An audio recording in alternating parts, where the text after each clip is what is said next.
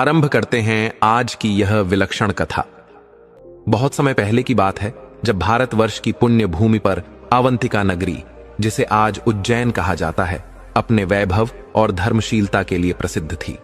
यह वही पावन नगरी थी जहां भगवान शिव स्वयं महाकालेश्वर रूप में विराजते हैं। उसी दिव्य नगरी के सम्राट थे चक्रवर्ती महाराज गंधर्वसेन, एक धर्मनिष्ठ और न्यायप्रिय राजा जिनके राज्य में प्रजा सुख और शांति से वास करती थी। गंधर्वसेन की 2 पत्नियां थीं। पहली रानी के गर्भ से एक तेजस्वी पुत्र ने जन्म लिया, जिसका नाम भर्तरी रखा गया, और दूसरी रानी की कोख से जो पुत्र उत्पन्न हुआ, उसका नाम विक्रम रखा गया, जो आगे चलकर अपने पराक्रम, विवेक और नीति से सम्राट वीर विक्रमादित्य के रूप में जगत में प्रसिद्ध हुए।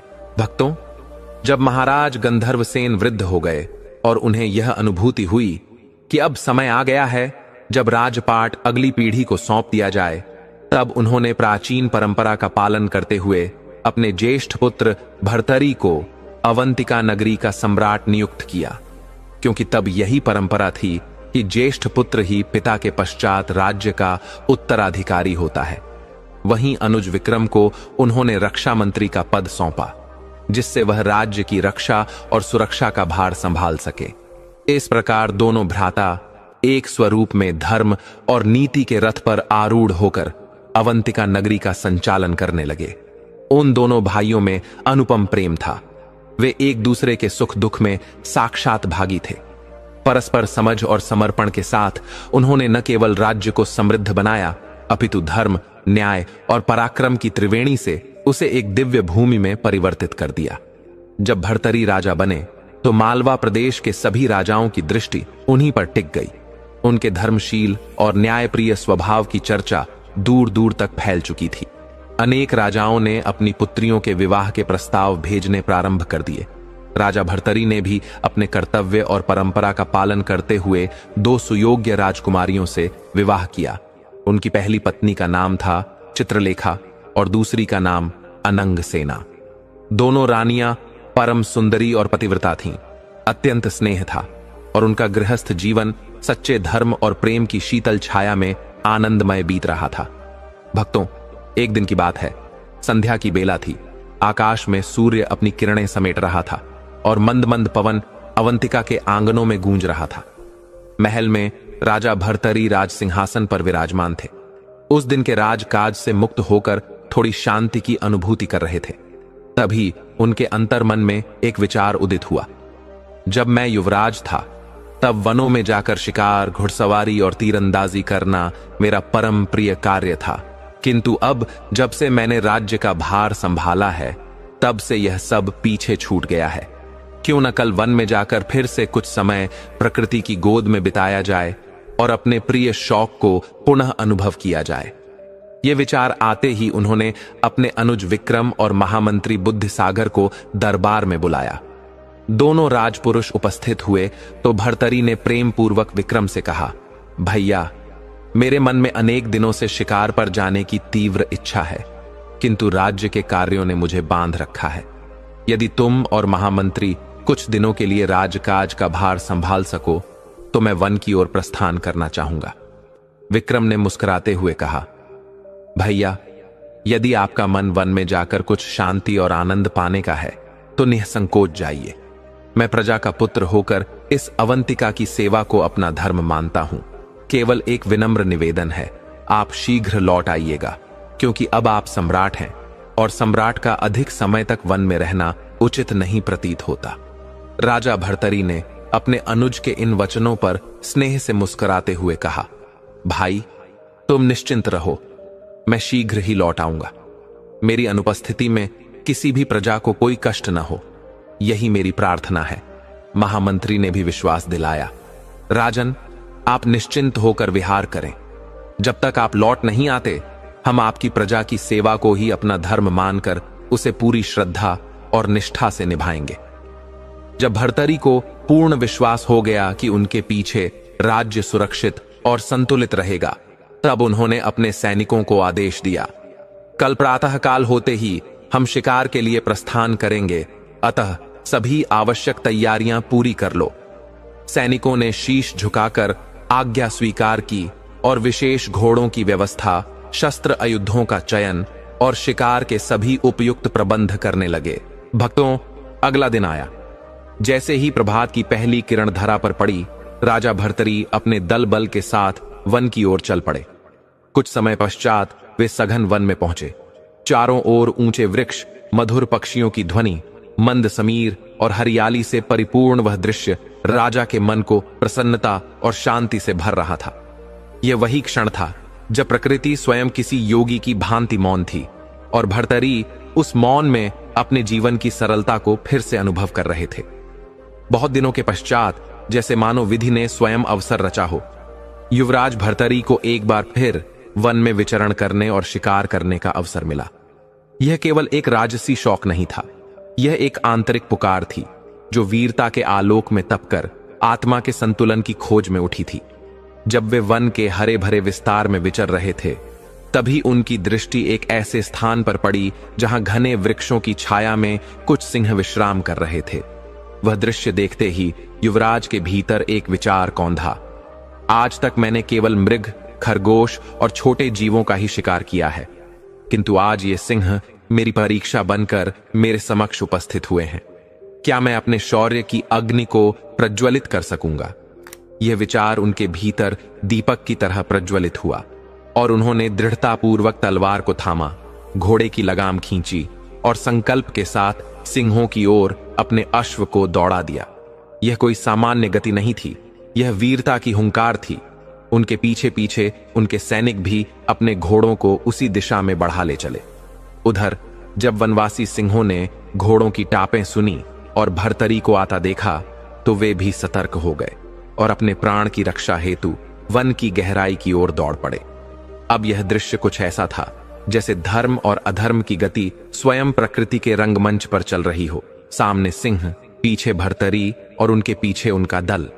इस अद्भुत दौड़ में युवराज भर्तरी वन की इतनी गहराइयों में प्रवेश कर गए कि चारों ओर अंधकार और सन्नाटा छा गया। जब उन्होंने पलट कर देखा तो उनके सैनिक कहीं दृष्टिगोचर नहीं हो रहे थे। मन में विचार आया, शायद मेरे साथी पीछे रह गए हैं, पर चिंता नहीं, वे मुझे ढूंढते हुए आ ही जाएंगे। तब तक मैं एक आध सिंह का शिकार कर ही लेता हूं। किंतु जब उन्होंने दोबारा सिंहों की ओर देखा तो वे भी उनकी दृष्टि से ओझल हो चुके थे। अब युवराज के मन में खिन्नता आई। ना तो सैनिक दृष्टिगोचर हैं और ना ही सिंह। यह कैसी लीला है? वे वहीं ठहर गए और सैनिकों की प्रतीक्षा करने लगे। किंतु समय बीतता गया और कोई नहीं आया। सूर्य पश्चिम की गोद में समा रहा था और वन में रात्रि का अंधकार उतरने लगा। अब चिंता का स्थान भय ने ले लिया। यदि मैं यहीं रहा तो रात्रि का यह गहन अंधकार मुझे और भी अधिक भटका देगा। मुझे शीघ्र ही मार्ग तलाशना होगा। यह विचार मन में आते ही युवराज भर्तरी ने अपने अश्व पर पुनः आरूढ़ होकर जंगल से बाहर निकलने का प्रयास आरंभ किया। किंतु वन इतना सघन था कि कोई भी मार्ग स्पष्ट न हो रहा था। दिशाहीन होकर वे भटकते रहे। बहुत देर भटकने के पश्चात उन्होंने निश्चय किया कि किसी एक दिशा में लगातार चलते रहना चाहिए, क्योंकि प्रत्येक अंधकार के पार कोई न कोई प्रकाश अवश्य होता है। भक्तों, यह यात्रा केवल भौतिक जंगल की नहीं थी, यह एक आंतरिक वनगमन था, जहां आत्मा को भी अज्ञात भावनाओं और अनुभवों से गुजरना होता है। पूरी रात चलने के बाद जब प्रातः का प्रकाश धरती पर फैला, तब कहीं जाकर वे उस वन से बाहर निकल सके। अब वे किसी अज्ञात राज्य की सीमा में आ पहुंचे थे। वहां का वातावरण अत्यंत मनोहारी था। शीतल पवन, मंद प्रकाश और हरियाली, जैसे स्वयं प्रकृति ने युवराज की तपस्या को स्वीकार कर उन्हें एक नई यात्रा का संकेत दिया हो। जब वे कुछ और आगे बढ़े तो एक सुंदर उपवन उनकी दृष्टि में आया, जिसमें चारों ओर हरियाली, रंग बिरंगे पुष्प और मंद सुगंध वातावरण को दिव्यता से भर रही थी। यह कोई साधारण उपवन नहीं था, यह उस राज्य की इकलौती राजकुमारी पिंगला का प्रिय उपवन था। यहां प्रतिदिन वह अपनी सखियों के साथ समय व्यतीत करती थीं। झूला झूलना, फूलों से खेलना, हंसी ठिठोली करना, ये सब उस उपवन की साधारण गतिविधियां थीं। परंतु इन क्रियाओं में छिपा था एक राजकुमारी का मन, जो सौंदर्य से नहीं, शांतिपूर्ण आत्मा से सजा था। संयोगवश उसी दिन जब राजकुमारी अपनी सखियों के साथ वहां आईं, तभी युवराज भर्तरी भी उपवन में प्रविष्ट हुए। जैसे ही वे भीतर पहुंचे, उनके कानों में कोमल स्त्रियों की हंसी की ध्वनि सुनाई दी।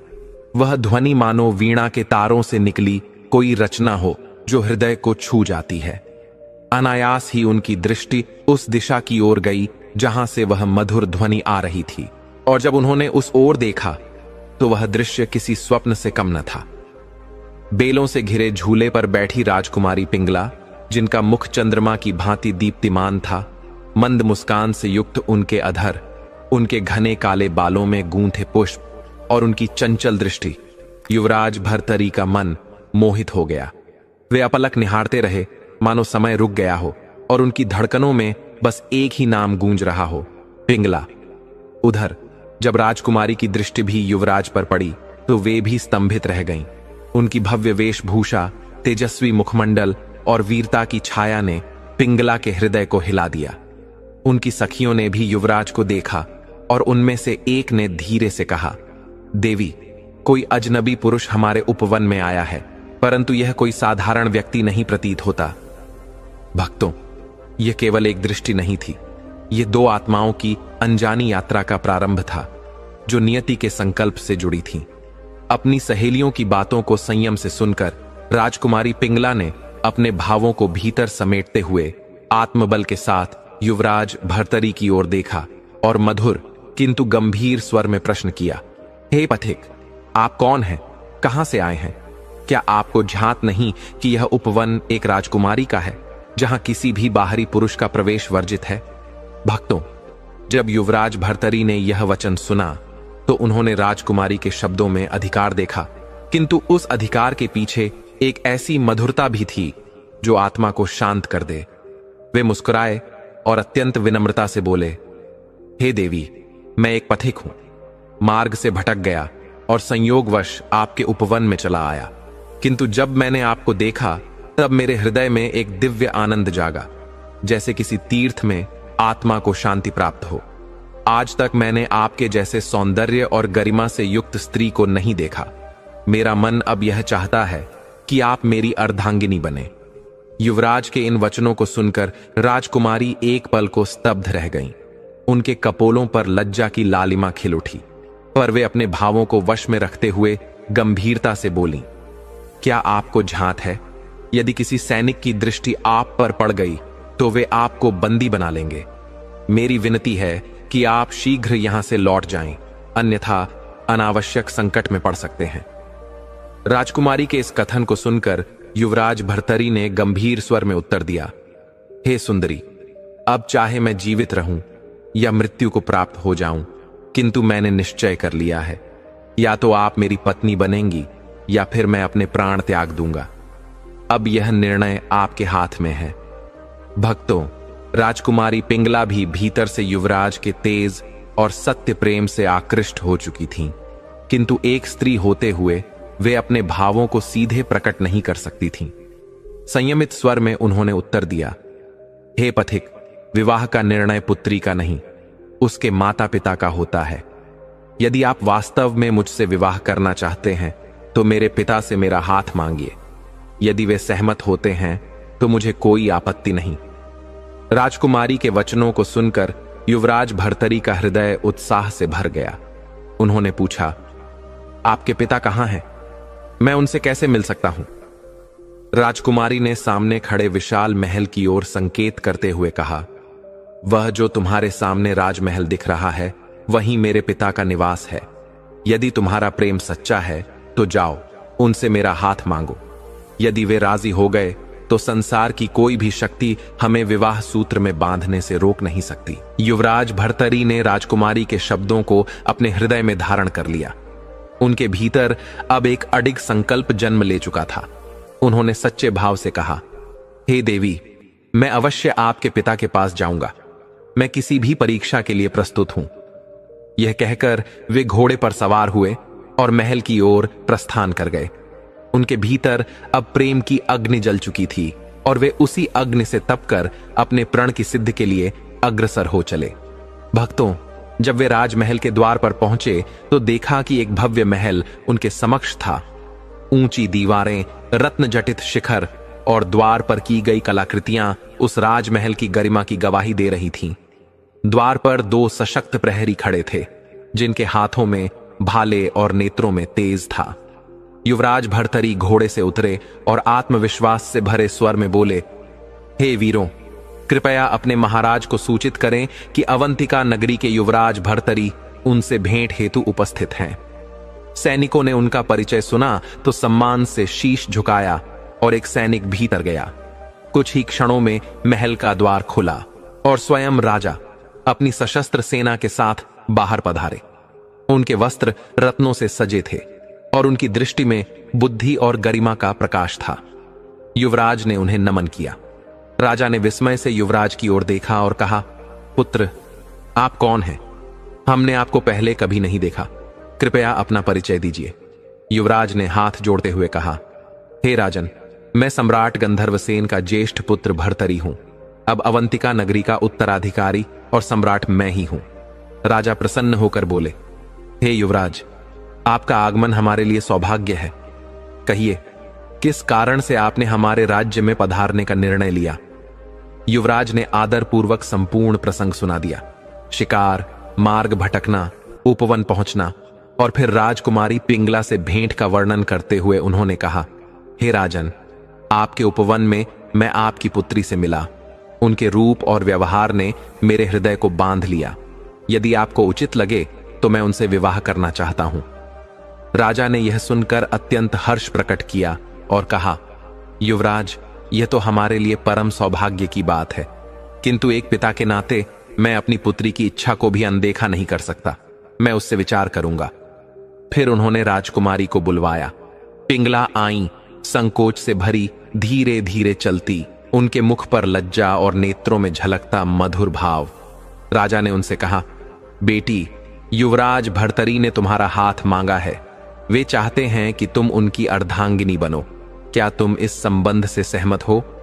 राजकुमारी ने आंखें नीची कर लीं। अधरों में कंपन था, पर हृदय में स्वीकृति। उन्होंने मौन होकर सहमति दे दी। राजा ने उस मौन को समझ लिया और प्रसन्न होकर युवराज से कहा, युवराज, मेरी पुत्री सहमत है। अब मुझे इस विवाह में कोई आपत्ति नहीं। तत्पश्चात महल में विवाह की तैयारियां आरंभ हुईं। चारों ओर उत्सव का माहौल बन गया। दीपों, फूलों और रत्न जटित सजावटों से महल को सजाया गया। राज्य भर में संदेश गया कि राजकुमारी पिंगला और युवराज भर्तरी का विवाह होने जा रहा है। विवाह अत्यंत वैभव और पवित्रता से संपन्न हुआ। यह केवल 2 हृदयों का नहीं, 2 राज्यों का भी एक पावन मिलन था। भक्तों, विवाह के पश्चात युवराज भर्तरी कुछ दिन ससुराल में रहे। पिंगला अब रानी बन चुकी थी। महल में संगीत, दीप, उल्लास और प्रेम का वातावरण था। किंतु कुछ समय पश्चात भर्तरी के हृदय में अपने राज्य, अपनी प्रजा की पुकार जागी। उन्होंने निश्चय किया कि अब उन्हें अपने धर्म की ओर लौटना चाहिए। वे राजा के पास गए और कहा, हे महाराज, मैंने आपके राज्य में जो स्नेह और सम्मान पाया है उसके लिए मैं सदा आरणी रहूंगा, किंतु अब मेरी प्रजा, मेरा धर्म और मेरी अवंतिका नगरी मुझे पुकार रही है। कृपया मुझे विदा दें। राजा ने मुस्कुराते हुए कहा, पुत्र, हमें भी तुम्हें भेजने का मन नहीं, पर एक राजा का धर्म हम समझते हैं। केवल एक प्रार्थना है, मेरी बेटी को सदा स्नेह देना और उसका ख्याल रखना। वह मेरी इकलौती संतान है, जिसे मैंने बड़े लाड़ प्यार से पाला है। इस प्रकार आशीर्वाद और प्रेम की छाया में युवराज भर्तरी और रानी पिंगला अपने नवगठित जीवन की ओर अग्रसर हुए, जहां धर्म, प्रेम और कर्तव्य तीनों साथ साथ चलते थे। राजा की इन वचनों को सुनकर युवराज ने सिर झुकाकर उन्हें नमन किया और नम्र भाव से वचन दिया, महाराज, आप निश्चिंत रहें। मैं अपनी रानी पिंगला का सदा सम्मान करूंगा और उसे हर सुख सुविधा प्रदान करूंगा, जैसे माता लक्ष्मी की सेवा की जाती है। हे भक्तजनों, जब यह वचन हुआ तब राजमहल में एक पुण्य और भावभीना वातावरण फैल गया। राजकुमारी पिंगला की विदाई की तैयारियां प्रारंभ हो गईं। राजमहल का वह स्वर्ण मंडित आंगन एक यज्ञ वेदी सा प्रतीत हो रहा था, जहां एक दिव्य विवाह समारोह का आयोजन हुआ। राजा ने अपनी पुत्री को रेशमी वस्त्रों, रत्न जटित आभूषणों और अनेकों दैवीय उपहारों से सुशोभित किया। साथ ही दास दासियाओं, सेवक और रथ भी दिए ताकि उनकी पुत्री को कभी किसी प्रकार का अभाव न हो। जब विदाई का वह क्षण आया तो राजमाता ने अपनी पुत्री को हृदय से लगाकर अश्रुपूरित नेत्रों से आशीर्वाद दिया। यह कोई साधारण विदाई नहीं थी, यह उस माता का हृदय था जो अपनी लाडली को वियोग में समर्पित कर रही थी। वहीं राजकुमारी पिंगला भी उस विचार से ही आहत थी कि अब वह अपने माता पिता से अलग हो जाएगी। राजा ने अपनी पुत्री के मस्तक पर करुणा और आशीर्वाद का हाथ रखते हुए कहा, बेटी, यह राजमहल सदा तुम्हारा रहेगा। यदि कभी हमें तुम्हारी आवश्यकता प्रतीत हो या तुम्हें हमारी, तो बस एक संदेश देना, हम स्वयं तुम्हारे पास चले आएंगे। राजकुमारी ने अपने नेत्रों के अश्रु पोंछे और श्रद्धा से माता पिता को प्रणाम किया। फिर वह युवराज भर्तरी के संग रथ में विराजमान हुई। जब वे दोनों अवंतिका नगरी के समीप पहुंचे तो नगर में एक अलौकिक हर्ष की लहर दौड़ गई। संदेशवाहकों ने पहले ही सूचना दे दी थी कि युवराज अपनी नूतन महारानी के साथ नगर में पधार रहे हैं।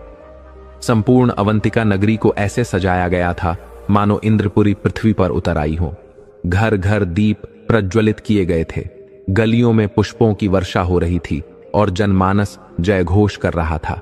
भक्तों, यह केवल एक राजकुमारी की विदाई नहीं थी, यह उस कर्मपठ की आरंभ यात्रा थी जो आगे चलकर एक धर्मनिष्ठ सम्राट विक्रमादित्य के रूप में प्रतिष्ठित होने वाली थी।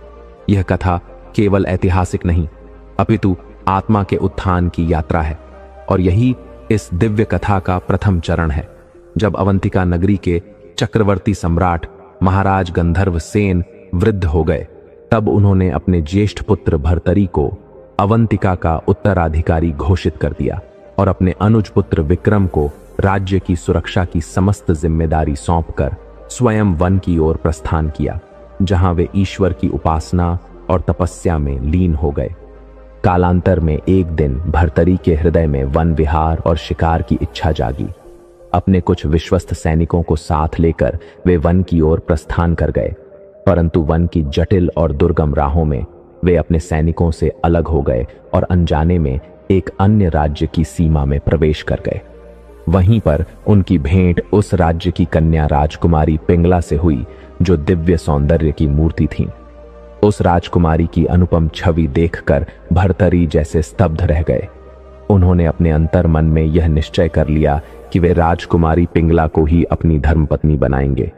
उन्होंने जब अपने भाव राजा के समक्ष व्यक्त किए और अपनी पहचान बताई, तब राजा अत्यंत प्रसन्न हुए और उन्होंने सहर्ष अपनी पुत्री का विवाह युवराज भर्तरी से कर दिया।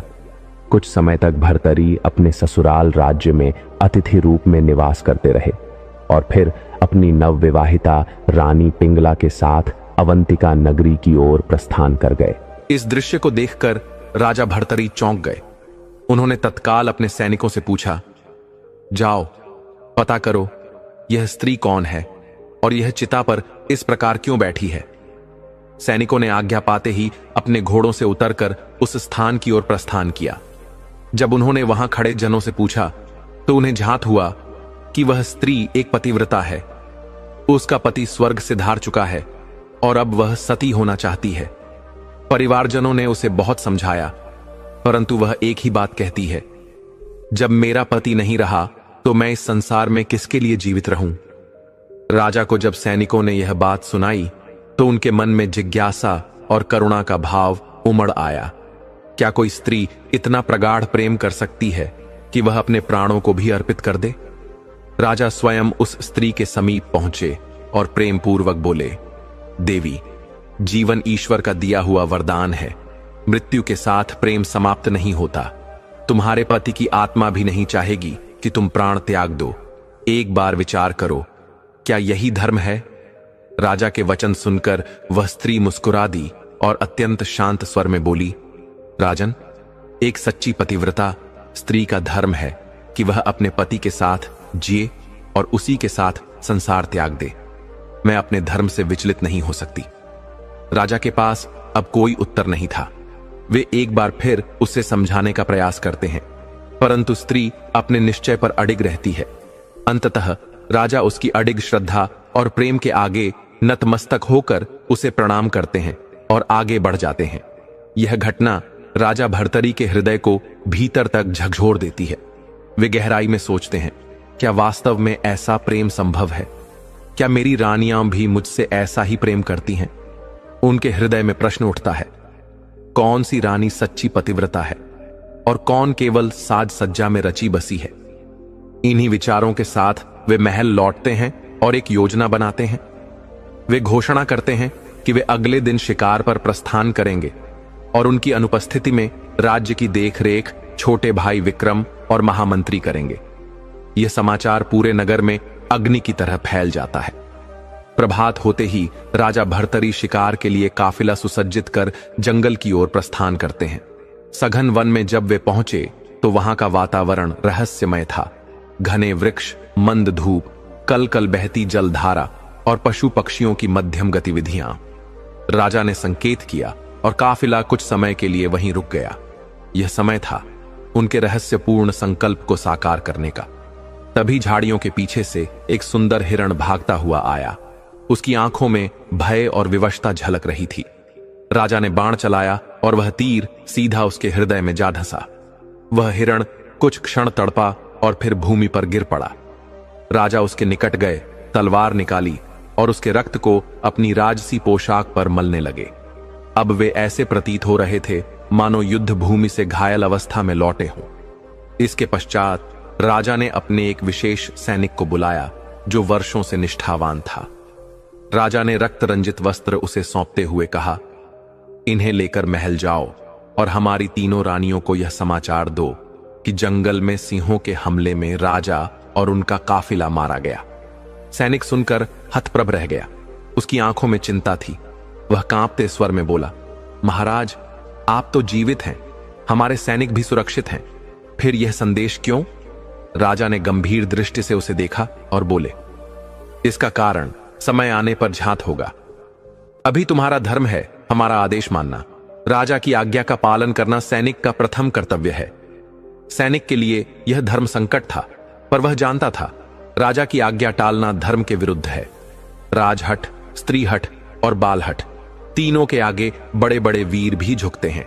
फिर एक साधारण सैनिक की क्या बिसात। और वह सैनिक उस रहस्यमयी आज्ञा को लेकर महल की ओर चल देता है, जहां एक परीक्षा की अग्निय प्रतीक्षारत है। एक राजधर्म, एक स्त्री धर्म और एक सच्चे प्रेम की पहचान होने वाली है। सैनिक ने जब राजा भर्तरी की आज्ञा सुनी तो उसका अंतर्मन विचलित हो उठा, परंतु वह जानता था कि यह कोई साधारण आदेश नहीं था। इसके पीछे अवश्य कोई गूढ़ उद्देश्य छिपा है, जिसे केवल स्वयं राजा ही जानते हैं। उसने अपने मन की शंका को दबाया, आंखें झुका लीं और खून से सनी राजसी पोशाक को आदरपूर्वक उठाकर महल की ओर प्रस्थान कर गया। मार्ग भर उसके हृदय में अशांत विचारों का जाल बुनता रहा। जब यह समाचार महल पहुंचेगा तब कौन विलाप करेगा, कौन मौन रहेगा और कौन इस अवसर को अवसर की तरह देखेगा। वह नहीं जानता था कि यह यात्रा किसी संदेश की नहीं, बल्कि एक अग्नि परीक्षा की है, प्रेम, निष्ठा और सत्य की परीक्षा। जब वह सैनिक महल के द्वार पर पहुंचा तो उसकी चाल, मुख और मौन ने ही सब कुछ कह दिया। द्वार पर खड़े दास दासियों की आंखें चकित हो उठीं। राजा का प्रिय सैनिक इतना उदास क्यों है? वह बिना कुछ बोले सीधे पहली रानी के महल की ओर बढ़ा। पहली रानी दासियों से घिरी बैठी थी। सैनिक ने जब राजा की रक्तस्नात पोशाक उनके समक्ष रखी और धीमे स्वर में कहा कि महाराज का काफिला जंगल में शेरों के झुंड के हमले में समाप्त हो गया, तो रानी की आंखें भर आईं। उनका कंठ अवरुद्ध हो गया। वे कांपती रहीं, फिर अचानक वे छाती पकड़कर जोर जोर से रोने लगीं। नहीं मेरे स्वामी, यह कैसे हो सकता है? उनके करुण क्रंदन की गूंज महल की दीवारों को कंपाने लगी। दास दासियां भी रोने लगीं। सैनिक ने एक बार गहरी सांस ली और फिर दूसरी रानी के कक्ष की ओर चल पड़ा। जब दूसरी रानी को यह समाचार मिला तो उनका चेहरा पीला पड़ गया। वे आंसुओं में डूब गईं। पूरे महल में शोक की गूंज और व्याकुल पुकारें गूंजने लगीं। अब सैनिक तीसरी रानी, छोटी रानी पिंगला के महल की ओर बढ़ा। ये वही रानी थीं जिनसे महाराज भर्तरी अत्यंत स्नेह करते थे और जिनके प्रति रानी की निष्ठा भी अमिट थी। जब सैनिक छत पर टहलती रानी पिंगला के पास पहुंचा तो उसने हाथ जोड़कर उन्हें प्रणाम किया और अत्यंत गंभीर स्वर में कहा, महारानी, आपको जो बताने जा रहा हूं वह राजा का आदेश है। राजा अब इस लोक में नहीं रहे। परंतु रानी पिंगला ने सैनिक की बात बीच में ही काट दी। नहीं, यह असत्य है। मेरे स्वामी को कोई पराजित नहीं कर सकता। जब तक तुम मुझे प्रमाण नहीं दिखाओगे मैं विश्वास नहीं करूंगी। सैनिक ने मौन साध लिया। उसने झोले से वह रक्त रंजित पोशाक निकाली और आगे बढ़ाकर रख दी। देखिए महारानी, यही वे वस्त्र हैं, यही सत्य है। रानी पिंगला ने उन वस्त्रों को देखा, उन्हें छुआ, उन्हें सूंघा। राजा की सुगंध अब भी उनमें समाहित थी। सत्य जैसे वज्र बनकर उनके नेत्रों में ठहर गया। एक पल को उनकी आंखें स्थिर हो गईं, मुख पीला पड़ गया, परंतु उन्होंने विलाप नहीं किया।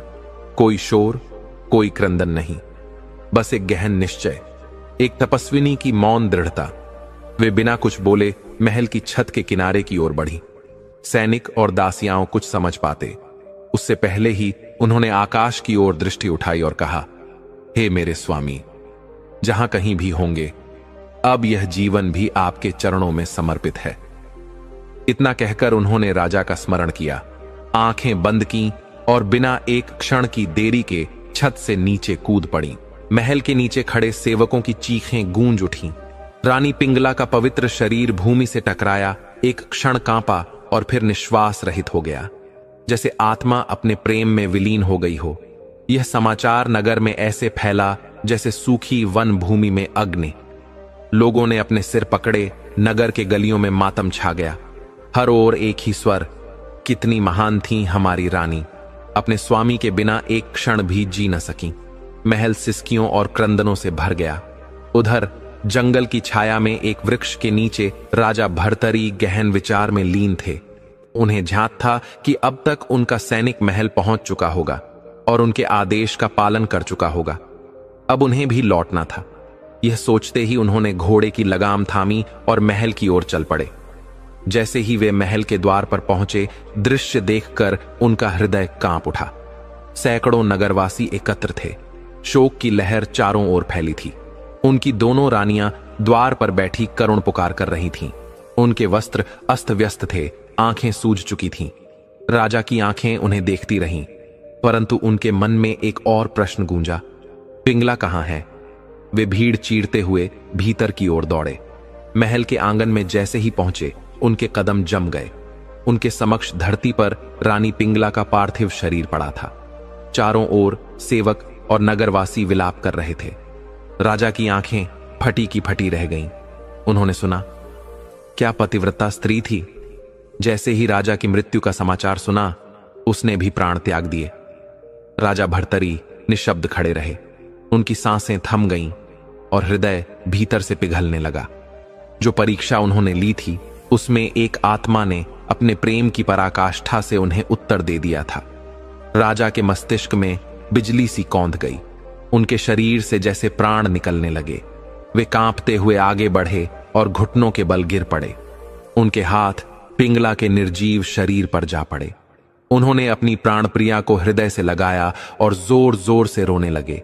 पिंगला, यह मैंने क्या कर दिया? मैंने अपने ही हाथों अपनी पतिव्रता पत्नी को मार दिया। राजा का यह करुण विलाप सुनकर वहां उपस्थित हर व्यक्ति की आंखों से अश्रुधारा बहने लगी। जब लोगों ने देखा कि राजा जीवित हैं, तो वे आश्चर्यचकित रह गए। पूरा महल स्तब्ध था। तो यह समाचार झूठा था। किसी ने अफवाह फैलाई थी। नगरवासियों का गुस्सा भड़क उठा। वे उस सैनिक को खोजने लगे जिसने यह समाचार सुनाया था। कुछ ही क्षणों में भीड़ ने सैनिक को घेर लिया। सैनिक भयभीत होकर भागते हुए राजा के पास पहुंचा और घुटनों के बल गिरकर बोला, राजन, मुझे बचाइए। यह क्रोधित भीड़ मुझे जीवित नहीं छोड़ेगी। राजा ने रोते रोते अपने हाथ उठाए और सभी को शांत करने का संकेत दिया। इसकी कोई गलती नहीं है। यह निर्दोष है। इसने केवल वही किया जो मैंने इसे करने को कहा था। राजा की बात सुनकर महामंत्री आगे बढ़े और बोले, महाराज, यह आपने क्या किया? आपने स्वयं अपनी मृत्यु का झूठा समाचार क्यों भेजा? राजा ने फूट फूट कर सारा घटनाक्रम सुनाया। मेरी ही मति मारी गई थी। मैं अपनी रानियों की परीक्षा लेना चाहता था। मैं यह देखना चाहता था कि उनमें से कौन पतिव्रता है और कौन कुलकंठिनी, परंतु मुझे यह नहीं पता था कि इस झूठे समाचार से मेरी पिंगला अपने प्राण त्याग देगी। यदि मुझे इसका आभास होता तो मैं कभी ऐसी परीक्षा लेने की भूल न करता। इतना कहकर राजा की रुलाई और तेज हो गई। उनके पश्चाताप का कोई अंत नहीं था। वे बार बार अपने अश्रु से पिंगला के चरण धो रहे थे और कहे जा रहे थे, हे पिंगला, मैंने तुम्हारे साथ अन्याय किया। मैंने तुम्हारे प्रेम और निष्ठा को नहीं पहचाना। मैं धिक्कार के योग्य हूं। अब मैं तुम्हारे बिना कैसे जीवित रहूंगा। राजा की ऐसी दशा देखकर नगरवासियों की आंखों में भी आंसू छलक आए। सभी मंत्री और नगरवासी राजा को धैर्य बंधाने लगे, परंतु राजा का करुण विलाप थमने का नाम नहीं ले रहा था। वे बार बार अपनी रानी को पुकारते और अश्रु बहाते। उसी समय महायोगी सिद्ध महात्मा गुरु गोरखनाथ अवंतिका नगरी से होकर गुजर रहे थे। वे सिद्ध पुरुष थे, महान तपस्वी थे और उनकी साधना इतनी प्रबल थी कि वे अद्भुत सिद्धियों के स्वामी थे। जब उन्हें इस घटनाक्रम का पता चला तो उनके हृदय में करुणा उमड़ पड़ी। वे तुरंत राजा भर्तरी के महल की ओर चल पड़े। जैसे ही उनके आगमन का समाचार महल में पहुंचा, राजा भर्तरी को एक आशा की किरण दिखाई दी। वे तुरंत दौड़ते हुए गुरु गोरखनाथ के पास पहुंचे। उनकी आंखों में आंसू थे, चेहरा शोक से क्लांत था और शरीर कांप रहा था। जैसे ही वे महात्मा के पास पहुंचे, वे उनके चरणों में गिर पड़े और बिलख बिलख कर बोले, भगवान, कुछ भी करो, लेकिन मेरी पत्नी को जीवित कर दो। मैं उसके बिना एक पल भी जीवित नहीं रह सकता।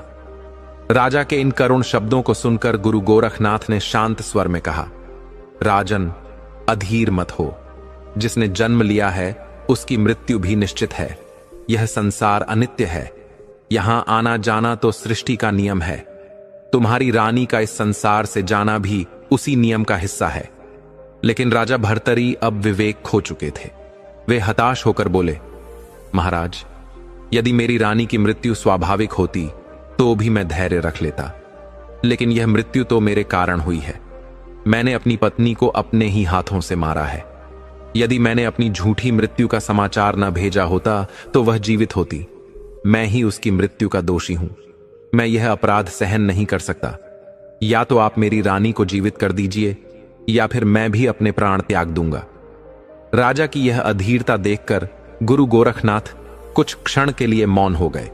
वे भली भांति समझ गए कि यदि पिंगला जीवित नहीं हुई तो राजा भी अपने प्राण त्याग देगा। गुरु गोरखनाथ ने गंभीर स्वर में कहा, राजन, यदि तुम सच में अपनी पत्नी को पुनर्जीवित करना चाहते हो तो एक उपाय है। राजा की आंखों में आशा की चमक लौट आई। उन्होंने तुरंत कहा, गुरुदेव, आप जो भी कहेंगे मैं करने को तैयार हूं। आप चाहे तो मेरा राजपाट ले लीजिए, मेरे महल और संपत्ति ले लीजिए, लेकिन मेरी रानी पिंगला को जीवित कर दीजिए। गुरु गोरखनाथ मुस्कुराए और बोले, राजन, हमें तुम्हारा राजपाट नहीं चाहिए। हम सन्यासी हैं। हमें इन सांसारिक वस्तुओं की कोई चाह नहीं है। लेकिन यदि तुम सच में अपनी पत्नी को जीवित देखना चाहते हो तो तुम्हें अपनी आयु में से कुछ वर्ष उसे देने होंगे। राजा चौंक गए। गुरु गोरखनाथ ने आगे कहा, तुम्हारी पत्नी पिंगला की आयु केवल उतनी ही थी जितने दिन वह जीवित रही। यदि तुम अपनी आयु में से कुछ वर्ष उसे देना चाहो तो वह पुनः जीवित हो सकती है। जितनी आयु तुम अपनी पत्नी को देना चाहते हो उतने वर्षों का संकल्प कर लो।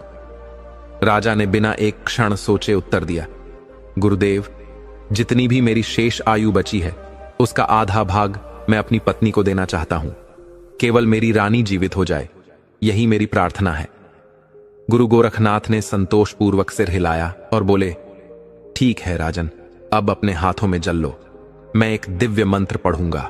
जब मंत्र समाप्त हो जाए तो इस जल को अपनी पत्नी के ऊपर छिड़क देना। तुम्हारी पत्नी पुनः जीवित हो जाएगी। राजा भर्तरी ने तुरंत अपने दोनों हाथों में जल ले लिया। सभी नगरवासी और राजमहल के लोग निःश्वास रोके खड़े थे। गुरु गोरखनाथ ने अपने दिव्य मंत्रों का जाप प्रारंभ किया। जैसे ही उनका मंत्र समाप्त हुआ, राजा ने वह जल अपनी पत्नी के शरीर पर छिड़क दिया और फिर एक अद्भुत चमत्कार हुआ। रानी पिंगला, जो अब तक निर्जीव पड़ी थी, अचानक उसकी आंखें झपकने लगीं। कुछ क्षणों बाद उसने लंबी सांस ली और धीरे धीरे उठकर बैठ गई। उसकी आंखों में जीवन की चमक लौट आई थी। पिंगला पुनः जीवित हो गई थी। राजा भर्तरी ने यह दृश्य देखा तो उनकी आंखों में अविश्वास और हर्ष के आंसू उमड़ पड़े। उन्होंने पिंगला को अपने हृदय से लगा लिया और फूट फूट कर रोने लगे। राजा ने गुरु गोरखनाथ के चरणों में गिरकर कहा, प्रभु, आपने मेरी पत्नी को जीवित कर दिया। यह मुझ पर आपका महान उपकार है। बताइए, मैं आपकी क्या सेवा करूं? आप जो भी मांगेंगे वह मैं सहर्ष दूंगा। गुरु गोरखनाथ बोले, राजन, हमें कुछ नहीं चाहिए। हमने किसी बाहरी इच्छा से यह कार्य नहीं किया है। लेकिन राजा बार बार उनसे कुछ मांगने का आग्रह करने लगे। अंततः गुरु गोरखनाथ बोले, यदि तुम सच में मुझे कुछ देना चाहते हो तो बस एक कार्य करो। तुम्हारे नगर के समीप जो जंगल है वहां मेरे लिए एक छोटी सी कुटिया बनवा दो। मैं वहां बैठकर भजन और साधना करूंगा। राजा ने तुरंत कहा, बस इतनी सी बात गुरुदेव। मैं अभी अपने मंत्रियों को आदेश देता हूं कि आपके लिए वहां एक सुंदर कुटिया बनवा दें। राजा भर्तरी ने अपने भाई विक्रम और महामंत्री को आदेश दिया, नगर के सबसे कुशल कारीगरों को लो और जंगल में जाओ। वहां गुरुदेव के लिए एक भव्य कुटिया का निर्माण करो। राजा के आदेश का तुरंत पालन हुआ। जिस कार्य को करने में महीनों का समय लगता, वो कारीगरों ने अपनी दक्षता से मात्र एक दिन में पूरा कर दिया। जब कुटिया बनकर तैयार हो गई तो राजा ने गुरु गोरखनाथ के लिए शाही सवारी मंगवाई। उन्होंने गुरु गोरखनाथ को उस सवारी में बिठाया और स्वयं उनके साथ उस कुटिया तक गए। गुरु गोरखनाथ अपनी कुटिया में प्रविष्ट हुए। राजा भर्तरी ने उनके चरणों में सिर झुकाया और पुनः आशीर्वाद लिया। जब महाराज भर्तरी अपने नगर लौटने की तैयारी कर रहे थे, तभी गुरु गोरखनाथ ने उनकी ओर देखा और गंभीर स्वर में पूछा, राजन, जाते जाते एक प्रश्न का उत्तर देते जाओ। आखिर तुमने अपनी मृत्यु की झूठी खबर अपने महलों तक क्यों भिजवाई? आखिर इसके पीछे तुम्हारी क्या मंशा थी? गुरु गोरखनाथ का यह प्रश्न सुनकर महाराज भर्तरी कुछ क्षण मौन रहे। उन्होंने गहरी सांस ली, मानो अतीत के किसी दृश्य को स्मरण कर रहे हों। फिर अत्यंत श्रद्धा और आदर के साथ गुरु गोरखनाथ के चरणों में शीश झुकाया और उत्तर देने लगे, गुरुदेव, जब मैं नगर भ्रमण कर रहा था तब मेरी दृष्टि एक ऐसी स्त्री पर पड़ी जो अपने मृत पति के साथ सती होने के लिए चिता पर बैठी थी। उसकी आंखों में न कोई भय था न कोई संकोच। उसके चेहरे पर अद्भुत तेज था, मानो अपने कर्तव्य का निर्वहन करते हुए वह गर्व का अनुभव कर रही हो। महाराज भर्तरी कुछ क्षण रुके, फिर आगे बोले, उस नारी की दृढ़ता को देखकर मेरे हृदय में एक विचार आया। मेरे महलों में भी मेरी 3 रानियां हैं जो मुझसे अटूट प्रेम करने का दावा करती हैं, किंतु क्या उनका प्रेम उतना ही निष्ठावान है? क्या वे वास्तव में मुझसे प्रेम करती हैं या केवल मेरे राजसी वैभव और अधिकारों से बंधी हुई हैं? इसी सत्य को जानने के लिए मैंने यह योजना बनाई। मैंने अपनी मृत्यु की झूठी खबर अपने महलों तक भिजवाई ताकि देख सकूं कि मेरी रानियों की प्रतिक्रिया क्या होती है। मैं यह परखना चाहता था कि उनमें से कौन वास्तव में मुझसे प्रेम करती है और कौन केवल दिखावा करती है। महाराज भर्तरी की यह बात सुनकर गुरु गोरखनाथ मंद मंद मुस्कराए। उनकी आंखों में गहरी समझ की चमक थी। उन्होंने शांत स्वर में कहा, राजन, यदि तुम यह जानना चाहते हो कि कौन सी स्त्री सच्ची पतिव्रता है और कौन सी कुलकंठिनी, तो इसके लिए किसी परीक्षा की आवश्यकता नहीं। मैं तुम्हें पतिव्रता स्त्री के 5 लक्षण बताता हूं। यदि किसी स्त्री में यह 5 लक्षण हो तो वह न केवल अपने पति के लिए आदर्श होती है, बल्कि अपने घर को भी स्वर्ग बना देती है। गुरु गोरखनाथ ने महाराज भर्तरी की ओर देखा और गंभीर स्वर में बोले, राजन, अब मैं तुम्हें पतिव्रता स्त्री के 5 लक्षणों से अवगत कराता हूं। ध्यानपूर्वक सुनो। गुरु गोरखनाथ के इन वचनों को सुनकर राजा की दृष्टि उनके मुख पर केंद्रित हो गई, जैसे आत्मा अपने मार्गदर्शक के प्रकाश को पीने को आतुर हो। गुरु गोरखनाथ ने पहला लक्षण बताते हुए कहा, राजन, पतिव्रता स्त्री का पहला लक्षण यह है कि वह अपने पति को केवल एक जीवन साथी नहीं बल्कि अपने जीवन का आधार मानती है। उसके लिए पति केवल एक व्यक्ति नहीं होता, वह उसका धर्म होता है, उसका स्वामी होता है, उसका आराध्य होता है। वह अपने सुख दुख, अपनी इच्छाओं और जीवन के हर क्षण को अपने पति के साथ जोड़कर देखती है। उसका प्रेम केवल देह तक सीमित नहीं होता, बल्कि आत्मा से आत्मा तक का समर्पण होता है। चाहे कैसी भी परिस्थिति हो, वह अपने पति के साथ अडिग खड़ी रहती है, कभी विचलित नहीं होती। गुरु गोरखनाथ कुछ क्षण रुके, फिर आगे बोले, राजन, पतिव्रता स्त्री का दूसरा लक्षण यह है कि वह अपने पति की सेवा को ही अपना परम धर्म मानती है। वह यह नहीं देखती कि उसका पति राजा है या सामान्य, धनी है या निर्धन, स्वस्थ है या रोगी। उसके लिए पति की हर स्थिति में सेवा करना उसका कर्तव्य होता है। उसका हर कर्म, हर विचार और हर शब्द अपने पति के प्रति प्रेम और सम्मान से ओतप्रोत होता है। राजा भर्तहरि श्रद्धा से गुरु के वचनों को हृदय में उतारते रहे। उन्होंने हाथ जोड़कर निवेदन किया, गुरुदेव, कृपया आगे के लक्षण भी बताइए। गुरु गोरखनाथ मुस्कुराए और बोले, राजन, तीसरा लक्षण यह है कि एक सच्ची पतिव्रता स्त्री अपने पति की आज्ञा को सर्वोपरि मानती है। वह अपने जीवन के हर निर्णय में पति की इच्छा को सर्वोच्च मान देती है। इसका अर्थ यह नहीं कि वह स्वयं को मिटा देती है, बल्कि वह पति की मर्यादा, सम्मान और उन्नति के अनुरूप आचरण करती है।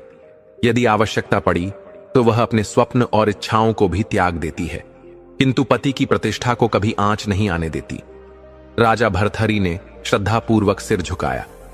गुरुदेव, यह ज्ञान मेरे लिए अमूल्य है। कृपया चौथा लक्षण भी कहें। गुरु गोरखनाथ ने गंभीरता से उत्तर दिया, राजन, चौथा लक्षण यह है कि वह स्त्री अपने पति के सम्मान की रक्षा को ही अपने जीवन का व्रत मानती है। वह कभी ऐसा आचरण नहीं करती जिससे उसके पति की प्रतिष्ठा को ठेस पहुंचे। वह हर परिस्थिति में संयम और धैर्य का पालन करती है। चाहे जितनी भी कठिनाई आए, वह अपने पति के कुल और मर्यादा की रक्षा करती है। फिर गुरु गोरखनाथ ने राजा की आंखों में झांकते हुए कहा, राजन, इन 4 लक्षणों के अतिरिक्त एक और सबसे महत्वपूर्ण लक्षण है जो किसी स्त्री को सच्ची पतिव्रता बनाता है। अब मैं तुम्हें 5वां और अंतिम लक्षण बताने जा रहा हूं। एक सच्ची पतिव्रता स्त्री अपने मन, वचन और कर्म से सदा अपने पति के प्रति निष्ठावान रहती है। उसका प्रेम, उसका समर्पण और उसकी आस्था केवल अपने पति के लिए होती है। उसके हृदय में किसी अन्य पुरुष के लिए कोई स्थान नहीं होता। आचरण पवित्र होता है, उसकी दृष्टि मर्यादित होती है और उसकी आत्मा अडिग होती है। यह निष्ठा और यह पवित्रता ही उसे एक सामान्य स्त्री से देवी के रूप में परिवर्तित कर देती है। गुरु गोरखनाथ के इन वचनों को सुनकर महाराज भर्तहरि की आंखों में आत्मचिंतन की गहराई उतर आई। उन्होंने हाथ जोड़कर कहा, गुरुदेव, आज आपने मुझे सच्ची पतिव्रता स्त्री के वास्तविक स्वरूप का ज्ञान कराया। मैं इस उपदेश को जीवन भर स्मरण रखूंगा और इसका आदर करूंगा। गुरु गोरखनाथ ने आशीर्वाद देते हुए कहा, राजन, यदि समाज की स्त्रियां इन गुणों को अपनाएं तो हर घर, हर कुल और हर राष्ट्र स्वर्ग बन सकता है, क्योंकि जहां स्त्री पतिव्रता होती है वहां भगवान स्वयं वास करते हैं। इस प्रकार गुरु गोरखनाथ ने महाराज भर्तहरि को पतिव्रता स्त्री के 5 लक्षणों से अवगत कराया। उनके वचनों से राजा भर्तहरि के हृदय की समस्त शंकाएं दूर हो गईं। उन्होंने गुरु के चरणों में श्रद्धा से प्रणाम किया और फिर शांत मन से अपने नगर की ओर प्रस्थान किया। जिस प्रकार गंगा की धारा पवित्र कर जाती है, उसी प्रकार आज राजा की आत्मा गुरु गोरखनाथ के उपदेशों से निर्मल हो चुकी थी। और यह कथा भी हमें यही बताती है कि जीवन में परीक्षा से पूर्व श्रद्धा आवश्यक है और प्रेम की परीक्षा केवल प्रेम से ही ली जा सकती है। दर्शक बंधु, इस अत्यंत विस्तृत, भावपूर्ण और तपोमयी कथा से माता सीता की जो 3 अमूल्य सीखें कलयुग के समस्त मनुष्यों को प्राप्त होती हैं, वे केवल स्त्रियों के लिए ही नहीं, पूरे समाज के लिए एक आध्यात्मिक प्रकाश हैं। आइए उन्हें समझें। पहला, प्रेम में अधिकार नहीं, समर्पण होता है। माता सीता ने अपने जीवन से यह सिखाया कि प्रेम केवल पाने का नाम नहीं, खोकर भी निभाने का नाम है। जब रावण ने उनका अपहरण किया, तब उन्होंने शारीरिक रूप से दूर रहकर भी अपने मन, वचन और कर्म से केवल श्री राम को ही पति रूप में स्वीकार किया। यह शिक्षित करती है कि प्रेम सच्चा तभी होता है जब वह स्वयं की इच्छाओं से नहीं, समर्पण से जन्मता है। पिंगला की भांति जिसने अपने प्राण भी समर्पित कर दिए, माता सीता भी उसी तप की मूर्ति थीं। दूसरा, परीक्षा का पात्र वही बनता है जो धैर्यवान हो। माता सीता को अग्नि परीक्षा देनी पड़ी, लांछनों का सामना करना पड़ा, फिर भी उन्होंने क्रोध नहीं, करुणा का वर्ण किया। यह शिक्षा देती है कि जब जीवन में संकट आता है तब उसे धैर्य, मर्यादा और आत्मगौरव से पार किया जाए। कथा में राजा भर्तरी ने परीक्षा ली, लेकिन माता सीता ने अपने जीवन से यह बता दिया कि हर नारी की आत्मा साक्षात अग्नि है, उसे परखने की आवश्यकता नहीं, पहचानने की दृष्टि चाहिए। तीसरा, नारी की निष्ठा उसे देवी बनाती है। माता सीता ने अपने जीवन से यह प्रमाणित किया कि सच्ची नारी वही है जो अपने पति के प्रति मन, वचन और आत्मा से एकनिष्ठ हो, और इसी निष्ठा के कारण वह सतीत्व का प्रतीक बन जाती है। चाहे वो पिंगला हो या स्वयं सीता, जब एक स्त्री अपने धर्म, अपने प्रेम और अपने संकल्प से अडिग रहती है तो वो केवल गृह लक्ष्मी नहीं, संपूर्ण ब्रह्मांड की आदर्श बन जाती है। यही वो दिव्य नारी है जो संसार में धर्म की नींव को अक्षुण्ण रखती है। भक्तों, माता सीता की इन 3 शिक्षाओं को यदि कलयुग का मानव स्वीकार कर ले तो न केवल परिवार बल्कि समस्त समाज भी राम राज्य बन सकता है। दर्शक बंधु, अभी कथा यहीं खत्म नहीं होती। अभी हम ये भी जानेंगे कि आखिर कौन थी लक्ष्मण रेखा, वह किसका अवतार थी, क्यों नहीं लांघ पाया रावण लक्ष्मण रेखा को। दर्शक बंधु, क्या आपने कभी यह सोचा है कि एक साधारण सी रेखा जो न कोई किला थी, न कोई दरवाजा, न कोई सेना थी, वह एक ऐसा अदृश्य कवच बन गई जिसे रावण जैसा महाबली भी पार नहीं कर सका। आखिर वह रेखा थी क्या, और कौन थी लक्ष्मण रेखा? क्या वह मात्र एक लकीर थी या कोई देवी शक्ति का अवतरण? जब हम लक्ष्मण रेखा कहते हैं तो वह केवल भूमि पर खींची गई एक रेखा नहीं थी, वह मर्यादा थी, वह एक चेतावनी थी, वह स्त्री सम्मान की रक्षा के लिए खींचा गया एक दिव्य कवच था। वह रेखा थी जो केवल शरीर को नहीं, आत्मा को सुरक्षित रखने के लिए बनाई गई थी। पौराणिक मान्यताओं के अनुसार जब राम वनवास में थे तब एक दिन रावण ने सोने के हिरण का रूप धारण कर सीता माता को भ्रमित किया। माता सीता ने उस हिरण को देखकर श्री राम से उसे पकड़ लाने का आग्रह किया। प्रभु श्री राम ने लक्ष्मण को सीता माता की रक्षा के लिए कुटिया पर छोड़ दिया और स्वयं हिरण के पीछे चल पड़े। काफी समय बीत जाने के बाद जब प्रभु श्री राम की कोई खबर न आई तब माता सीता व्याकुल हो गईं और उन्होंने लक्ष्मण से कहा कि वे भी राम की खोज में जाएं। लक्ष्मण ने बार बार मना किया, लेकिन सीता माता के कठोर वचनों से व्यथित होकर उन्होंने वन की ओर प्रस्थान करने से पूर्व एक रेखा खींच दी। यह रेखा साधारण रेखा नहीं थी, यह वह लक्ष्मण रेखा थी जिसे एक अपराजय योद्धा ने अपने तप, मंत्र बल और तेज से खींचा था। अब प्रश्न उठता है, वह रेखा आखिर थी क्या? कुछ विद्वानों का मत है कि यह रेखा एक विशेष रक्षात्मक मंत्र से युक्त थी जिसमें अग्नि तत्व का आह्वान किया गया था। इसका उद्देश्य था कि यदि कोई अशुद्ध, अधर्मी या अपवित्र जीव उस रेखा को लांघने का प्रयास करेगा तो वह भस्म हो जाएगा। यही कारण था कि जब रावण ब्राह्मण वेश में सीता माता के समक्ष आया तो वह स्वयं रेखा को पार न कर सका, उसे बाहर खड़ा रहकर ही भिक्षा मांगनी पड़ी। सीता माता को यह झात नहीं था कि वह साधु वेशधारी वास्तव में रावण है। भारतीय संस्कृति में अतिथि को देवता माना जाता है और उस समय किसी को द्वार पर रोकना भी अशुभ समझा जाता था। यही कारण था कि माता सीता ने स्वयं रेखा को पार कर रावण को भिक्षा देने के लिए बाहर कदम रखा। जैसे ही माता सीता ने वह रेखा पार की, रावण की शक्तियां सक्रिय हो गईं। उस रेखा ने केवल बाहर से आने वाले पाप को रोका था, भीतर से बाहर जाने वालों को नहीं। लक्ष्मण रेखा की सबसे बड़ी विशेषता यही थी, वह भीतर की मर्यादा नहीं थी, वह बाहर से आने वाले अधर्म के विरुद्ध ढाल थी। अब एक और रहस्य की बात करें, आखिर यह शक्ति कहां से आई थी? क्या यह केवल लक्ष्मण जी का बल था? संभव है कि यह रेखा स्वयं आदि शक्ति का एक रूप हो। कुछ शास्त्रों में उल्लेख है कि यह रेखा स्वयं भगवती दुर्गा के रक्षण कवच से उत्पन्न हुई थी। यह उस काल की स्त्रियों के लिए एक संकेत था कि जीवन में मर्यादा, संयम और सतर्कता एक अदृश्य रेखा होती है जिसे लांघना स्वयं संकट को आमंत्रण देना है। रावण तो महाज्ञानी था, वह वेदों का पारंगत था, महान शिव भक्त था, उसने तपस्या करके ब्रह्मा से वरदान प्राप्त किए थे, लेकिन फिर भी वह रेखा नहीं लांघ सका, क्योंकि उस रेखा में धर्म का तेज था।